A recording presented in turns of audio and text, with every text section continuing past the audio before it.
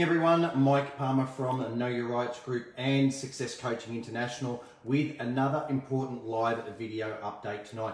Now, I know I said I was only going to do these once a week moving forwards, but obviously given what's transpired over the last 24 hours or so, I thought that it was pertinent to do another quick video update tonight just to bring everybody up to speed on some important points. So obviously on Thursday night's video, I spoke about the ridiculous, unlawful and completely arbitrary restrictions that were brought into South Australia supposedly for 6 days. Now, thankfully, so many people complained. They wrote to their members of parliament, including, of course, the Premier there in South Australia, Stephen Marshall, that those restrictions were eased within just a few days. And most importantly, that completely unlawful stay-at-home order was repealed. Now, the Premier and, of course, the media are all trying to blame those original lockdowns and the subsequent, quick easing of them on some sort of supposed lie from a pizza worker or something like that. But honestly, anyone with half a brain and the ability to think clearly for themselves will realise that those restrictions were always completely unlawful from the outset. They were a significant and blatant breach of a number of human rights, and they should have never been introduced. And B, the reality is that it's quite simply the number of complaints that people made and the number of people that brought that to the attention of the Premier and other parliamentarians that was the true cause for these restrictions to be eased again so quickly in South Australia. Now, it really was great to see that so many people stepped up and challenged those restrictions, and this should again be seen as a crystal clear example of what we really can achieve together with people power. Okay, when everyone gets together collectively and stands for the same thing, we can achieve dramatic, amazing results. And I certainly hope that people in Victoria see this as a shining example of what they still need to do about the ridiculous mandatory mask mandates that are still in place. Now, yes, Daniel Andrews has come up and lifted restrictions again in Victoria, but once again, it's far too little, far too late.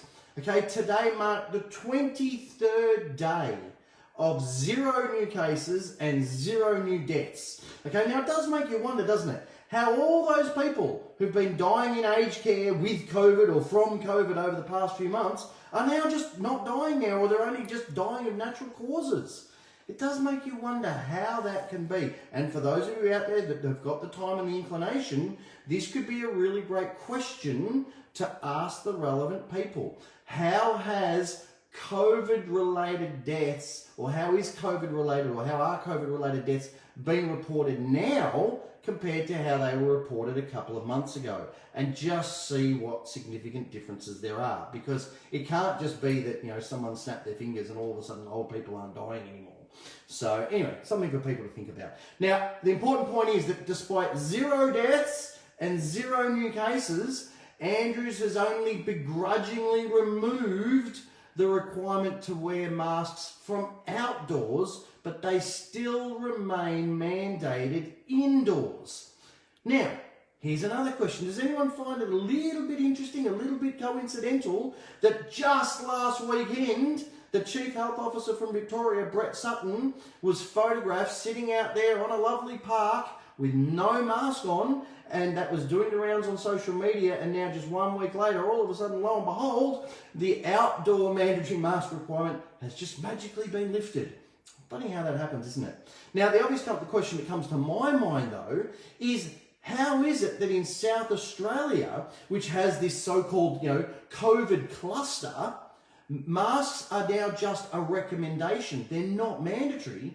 But in Victoria, where we've had 0 cases and 0 deaths for 23 days, they're still mandatory indoors. Okay, this just doesn't make any sense. It's so obviously arbitrary. Now look, I haven't worn a mask since all this started, and I know there's a number of you watching this video right now that have bumped into me in the streets and bumped into me in shops and bumped into me in businesses that know that for a fact. and can confirm that. So it doesn't bother me in the slightest whether that's mandatory indoors or outdoors or whatever. But what does bother me, what really does concern me, is how many gullible people still believe that wearing one of these pathetic, flimsy paper masks, okay, is somehow going to save them or somebody else from a so-called virus that has a 99+% survival rate, and B, how's it protecting you from anything when there's 0 cases in the whole state now? But people still buy into it, and I just can't understand that, okay? But again, how is it that in South Australia, which has got a COVID cluster, it's only recommended, all the other states it's only recommended, but it's still mandatory in Victoria when we've got the least cases of any other state? Andrew's has come out now and said, oh, as of tomorrow you can have 15 people into your home, but then in another 2 or 3 weeks, then you can have 30 people into your home. I mean, they're just plucking figures out of the top of their head. They're just making it up as they go along, okay? This is the absolute textbook definition of arbitrary. And as I keep saying to people, we absolutely have rights and protections against arbitrary rule and arbitrary law.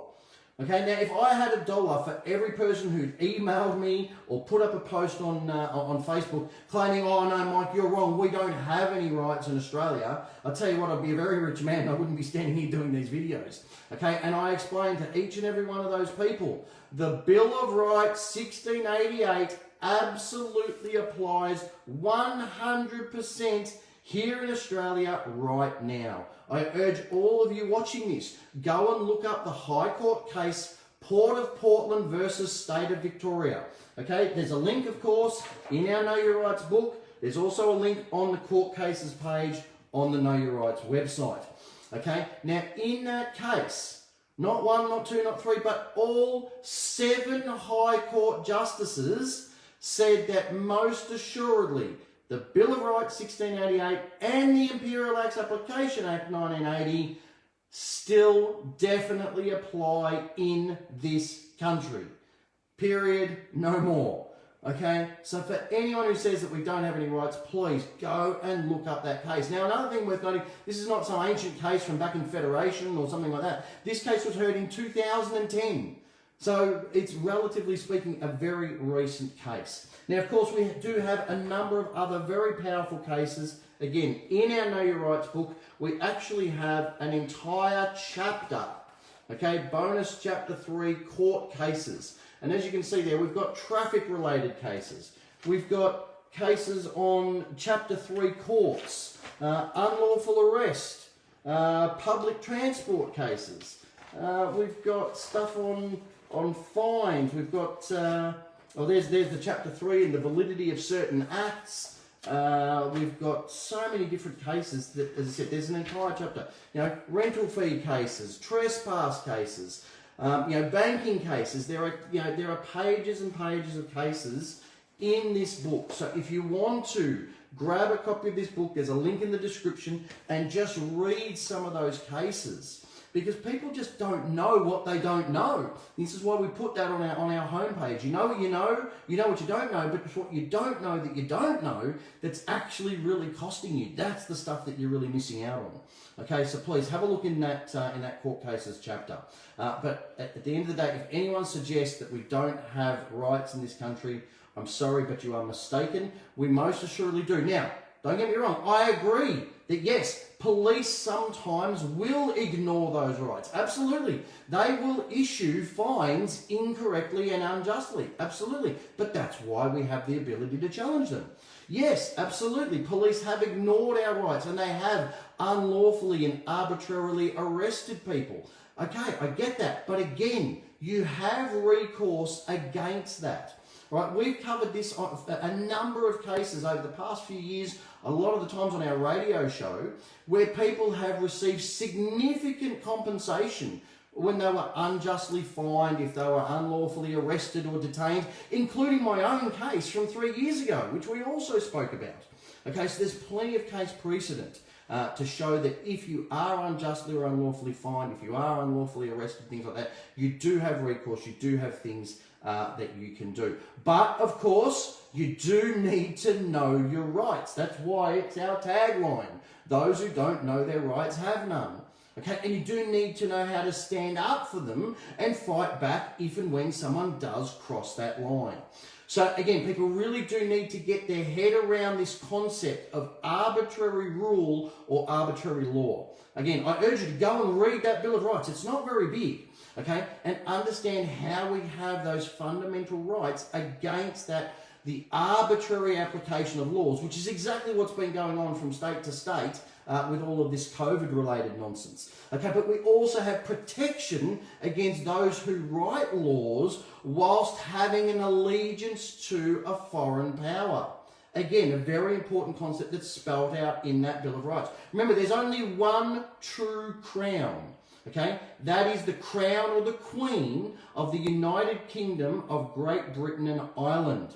Okay, this fictitious so-called Queen of Australia, okay, is a foreign power, right? So any laws, acts, directives which are traceable back to that Queen of Australia, okay, are invalid and can be ignored.